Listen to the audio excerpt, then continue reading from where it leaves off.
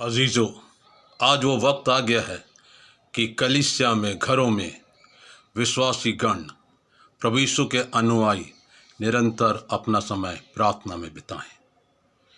और वचन में लिखा है मत्ती 21:22 में, जो कुछ तुम प्रार्थना में विश्वास से मांगोगे वो सब तुमको मिलेगा।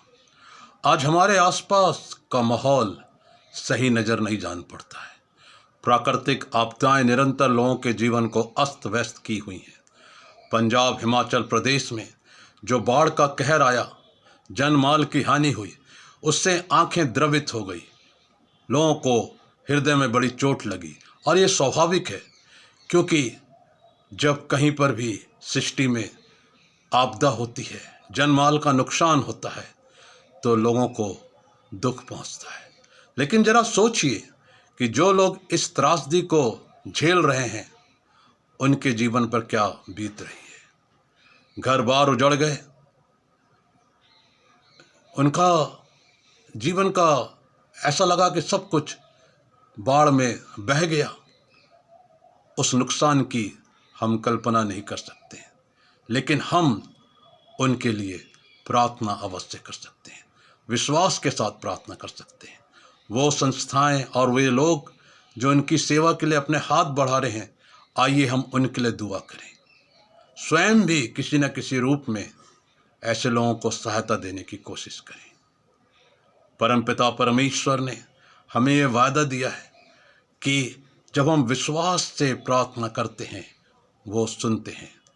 और परमेश्वर पिता को आज कलीसिया में, समाज में ऐसे विश्वासी चाहिए जो केवल संस्कार के लिए नहीं, केवल एक फॉर्मेलिटी के लिए नहीं, परंतु वे लोग परमेश्वर के सच्चे अनुयायी बने, अपने शब्दों के द्वारा और उन शब्दों को कार्य रूप में परिणत करने के द्वारा।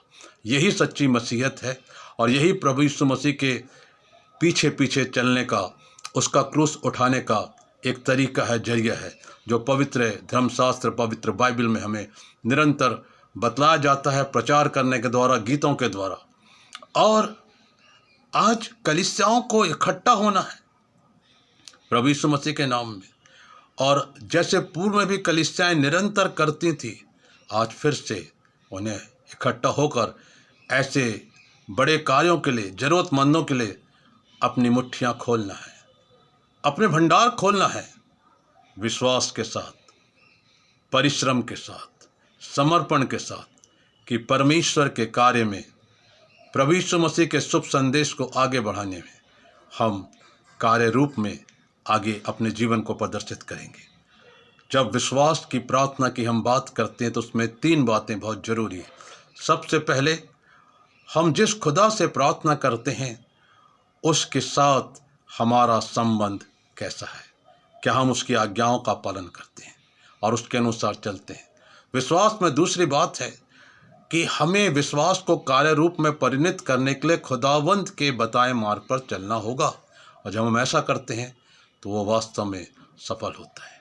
तीसरी और अंतिम बात जो विश्वास के लिए बहुत ज़रूरी है, कि विश्वास हमारे जीवन का एक समर्पण चाहता है। याकूब की पत्री में लेखक कहते हैं, कर्म बिना विश्वास व्यर्थ है। प्रभु यीशु मसीह मत्ती 21:22 में यही बात कह रहे हैं कि जो कुछ तुम प्रार्थना में विश्वास से मांगोगे वह तुमको मिलेगा। मिलेगा कब? जब हम विश्वास के साथ कर्म को शामिल करेंगे। प्रभु यीशु मसीह ने स्वयं अपने प्राणों का बलिदान क्रूस पर कर दिया। उन्होंने केवल शिक्षाएं नहीं दी, परंतु खुद के जीवन के बलिदान के द्वारा उद्धार का मार्ग खोल दिया। और उद्धार का मार्ग का संदेश दूसरों तक पहुंचाने के लिए हमें प्रभु यीशु मसीह की इन बातों को अपने जीवन में हमेशा धारण करना होगा। इन गंभीर संजीदा वचनों के द्वारा आइए अपने आप को तैयार करें विश्वास की प्रार्थना के लिए।